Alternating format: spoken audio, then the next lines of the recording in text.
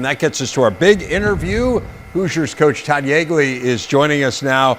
Coach, really good matchup. You've got the last two national runners-up going head-to-head. Tell us about the scheduling here. How does a matchup like this come to be?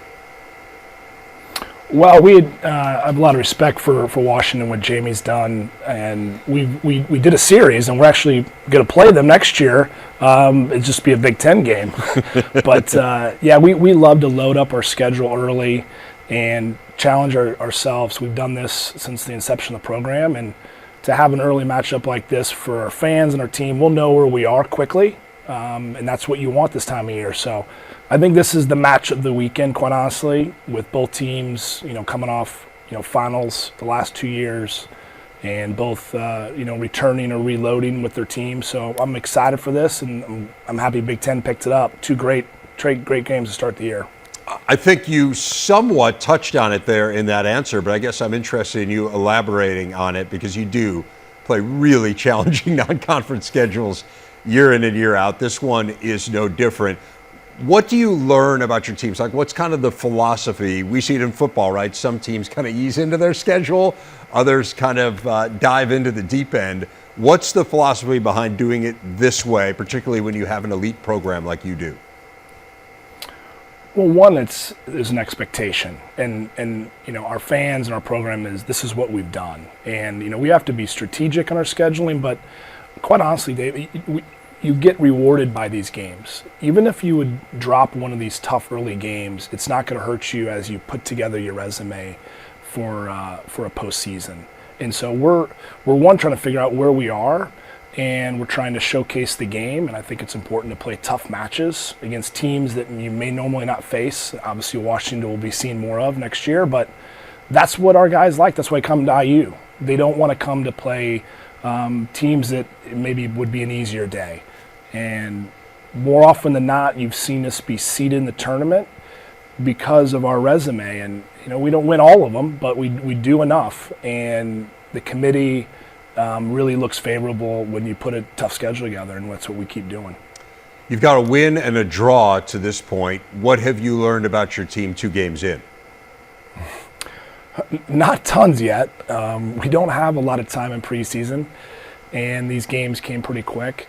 I do, questions were where do we replace a lot of scoring with Ryan Wittenbrink and Herb Endeley, both players drafted. We lost the 2-time Defensive Player of the Year with Daniel Mooney, who's playing with in Major League Soccer, and we lost Nick Sessick, who's playing pro. So we lost 4, along with some important midfielders that were key to us. So there was a lot of pieces, and we did really well with a couple pickups. I think Hugo from FDU has been fantastic at center back, and Collins Orduro is going to be a name you're going to hear and enjoy watching. He is a dynamo in the front half. So he's helped pick up some of those attacking gaps, and we've got, just like we always do, we have guys waiting in the wings ready for their time. And I think that's important. We've been able to do that with a lot of developmental players through the years, and we're going to continue to do that. And I think it's important for the growth, and certainly look to give the opportunities to the American players when we can. You don't need me to remind you of this, but you lost the national title game last year on penalty kicks, which is about as cruel a way to lose a game as I think there is, honestly, in all of sports. So in what ways does that motivate this team? You mentioned you did lose some key contributors, but you have a lot of your team back. Like, do you use it at all? Is it something the players talk about? What's the MO when you lost a game that kind of, really could have been a coin flip, essentially? Yeah, I think every player does it different, Dave. I always go back to what I thought of as a player. I think when coaches kind of stoke the fire too much on a past result or a rivalry, it doesn't always resonate great, maybe occasionally. I think our players know that there's a lot of things that need to be done to get back to that game, and we're not going to replace that result, that game, and that trophy's up in the hall forever. And that team will be remembered as a very good team, but we don't go in the rearview mirror a lot. It's about staying very process oriented and knowing that this is a game tonight. We take care of this game. This puts us in a great spot to move forward. And as we always say, put a resume together that the postseason will give us an opportunity, and that's a new season at that point. But penalties are a tough way. It is. It's one of the most difficult elements of our game, and as you saw in the World Cup, it's such a difficult. It's like be finishing a basketball game with free throws, and obviously you have an opponent you're dealing with, but it's so difficult. I've been on the good side of it, and not the so good, and so over the years it typically evens out. But that would have been a really nice way to get the 9th star last year. But we'll keep at it. Last spoke to you in December leading up to that game, and since then you've had an amazing celebration. I'm going to ask you to look in the rearview mirror here. You're actually wearing a warm-up jacket with the 50-year patch, celebrating 50 years of Indiana soccer. Since the program started in 1973 as a varsity sport, no school has won more national championships than IU. I know you had about 300 alumni come back for an event in May. Describe what that was like and the significance of that for you and your program. Amazing. We do it big. We don't do a lot of reunions. We do them when we do them big. And the next really biggest was my father's retirement, which was obviously a huge moment in our program. But to celebrate 50 years and to reflect back of what this program has done is amazing. Every major statistical category, we lead the country, and our alums are so proud of that. They're our best ambassadors, and for them to come back, and for me personally, to be around players from the 70s and the 60s, even the club players who laid the foundation were here. They're part of this, although they're not in the record books.